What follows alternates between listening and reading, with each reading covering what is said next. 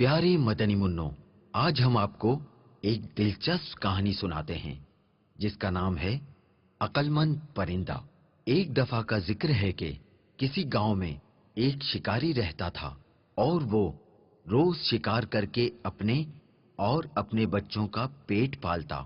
एक मर्तबा ऐसा हुआ कि शिकारी जब शिकार करने जंगल की तरफ गया तो उसे आसमान में एक बहुत ही खूबसूरत और नायाब चिड़िया उड़ती नजर आई। चिड़िया को देखते ही शिकारी के मुंह में पानी आ गया और वो सोचने लगा कि अगर किसी तरह ये नायाब चिड़िया मेरे हाथ लग जाए तो इसको बाजार में महंगे दामों बेचकर खूब पैसे कमाऊंगा। ये सोचते ही शिकारी ने बड़ी चालाकी और होशियारी से शिकार के लिए जब अपना जाल बिछाया तो उसमें वो खूबसूरत चिड़िया फंस गई। चिड़िया को जाल में देखकर शिकारी अपनी इस कामयाबी पर बहुत खुश हुआ और दिल ही दिल में इस चिड़िया को फरोख्त करने के मंसूबे बनाने लगा। चिड़िया जाल से बाहर निकलने के लिए खूब फड़फड़ाने लगी, लेकिन जब चिड़िया की सारी कोशिशें नाकाम हो गईं और उसे जाल से आजाद होने की कोई सूरत नजर न आई तो उसने मायूस होने के बजाय बड़े इत्मीनान से शिकारी की तरफ देखा और कहने लगी, ए अक्लमंद और भले इंसान, जरा मेरी बात तो सुनो। मुझ छोटी और नन्ही सी चिड़िया को पकड़कर आपको कोई फायदा नहीं होने वाला, क्योंकि अगर तुम मुझे ज़िबा भी करते हो तो मेरे थोड़े से गोश्त और गिनती के चंद नरमो नाजुक हड्डियों से तुम्हारा क्या बनेगा। और अगर तुम मुझे बाजार में फरोख्त भी करते हो तो तुम्हें कितना में मिलेगा। लेकिन अगर तुम मेरी बात मानो और मुझे इस कैद से आजाद कर दो, मैं तुम्हें इसके बदले 3 ऐसी कीमती और अनमोल नसीहतें करूंगी जो हमेशा तुम्हारे काम आएंगी। उनमें से पहली नसीहत तो मैं तुम्हारे हाथ पर बैठकर करूंगी और वो नसीहत ऐसी होगी जिसे सुनकर तुम्हारा खून खुशी से और बढ़ जाएगा। और दूसरी नसीहत दीवार पर बैठ के करूंगी जो बहुत ही आला और कार आमद होगी। इसके बाद तीसरी और आखिरी नसीहत दरख्त की शाख पर बैठकर करूंगी।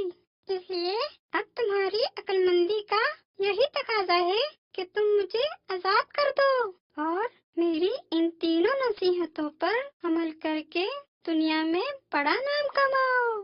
शिकारी ने चिड़िया की ये पेशकश सुनकर थोड़ी देर सोचने और गौर करने के बाद उसकी बात मानते हुए जाल की रस्सी खोल दी।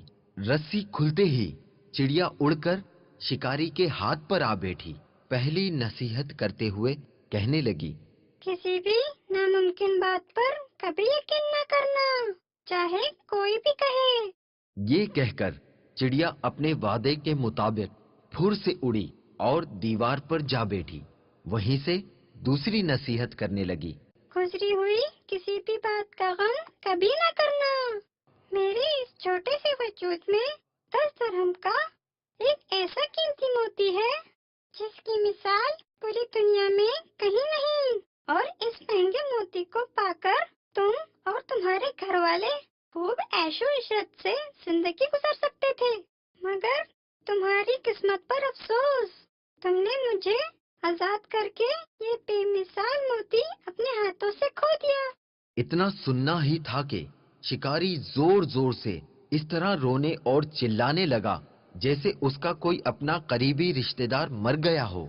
रोते रोते बार बार ठंडी आहें भरता और कहता, हाय हाय, मैं तो लुट गया, बर्बाद हो गया।